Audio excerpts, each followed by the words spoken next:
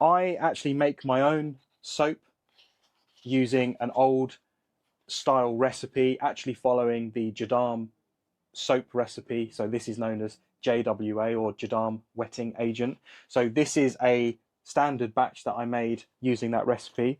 And then I also made a secondary batch using neem oil. So in the standard batch, it uses rapeseed oil, hence it's very clear and yellow.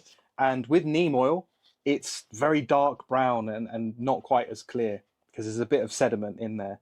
The reason why I used neem oil is generally used as a oil that you can mix with water, shake it and spray. Neem oil contains a lot of a compound called azadirachtin, which soft shell body insects do not like, and it also harms them. So it's a great combination to be able to use. But obviously, as you will know, oil and water do not mix. So taking a teaspoon of neem oil, putting it in your water, giving it a shake might work on the first attempt, but obviously it will separate out and you'll see the oil floating on the surface of the water. So by making a saponified soap like this, it is emulsified effectively. So when you add this to the water, it's mixed. It doesn't separate. It's always good to give it a shake because obviously you're just getting things bubbly and frothy and foamy, but it means that it's not going to separate out. So you know that you can use this and it's going to be absolutely fine. So that's just an overview on the types of soaps that I like to use personally when trying to control things like aphids, and obviously a bit of an overview of aphids. Now I'm going to show you how I mix this in my pump sprayer and actually use it in the garden. Okay, so today I'm going to use my neem oil version of the soap in this mixture.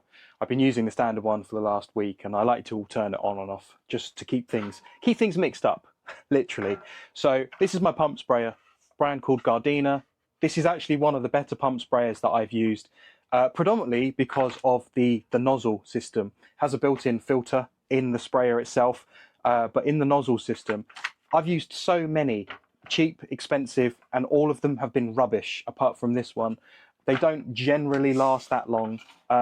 Again, you know, you really all you're doing is using this for spraying. So there's not really a lot that can go wrong with it, but sometimes things can get clogged up.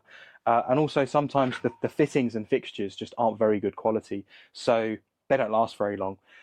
Right, so adding the soap. So what I've got here is just a little measuring cup. Now you can't see it, but there's some increments of millimeters on the side just here. This maximum is 100 millimeters.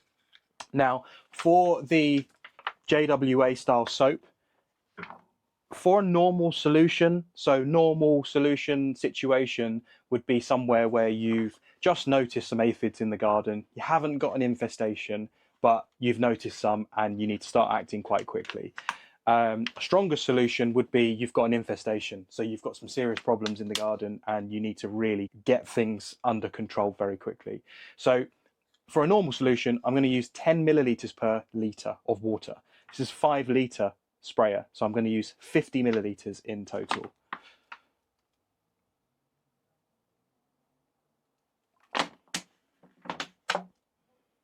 So that's my soap mixture. And now I'm just going to fill it up with water. The other thing that's worth mentioning about this JWA style soap actually, which I completely overlooked earlier, so I'm quite glad I remembered it, is you have to use soft water. So either you've pre-treated your water to remove the calcium and the magnesium so it's soft, or you're using pure rainwater. This soap will not work if you use hard water, if it is not soft water. What you'll actually notice is when you add the soap to the water, or the water to the soap, whichever way around, it instantly becomes very white and very cloudy.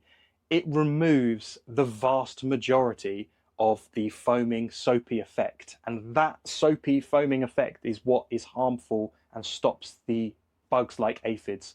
So if you're using hard water, you dramatically decrease the effectiveness of this solution. So using rainwater is really, really important. Failing that, some sort of treated soft water will work absolutely fine, but obviously there's a cost and a process to that, where rainwater, if you're collecting it in your water butts, you've got it available, so it's fantastic. So a top tip that you really do need to know if you're using soap like this. So I've got my water jug of rainwater. And I'm just cleaning out my measuring cup as well and filling the sprayer with my water.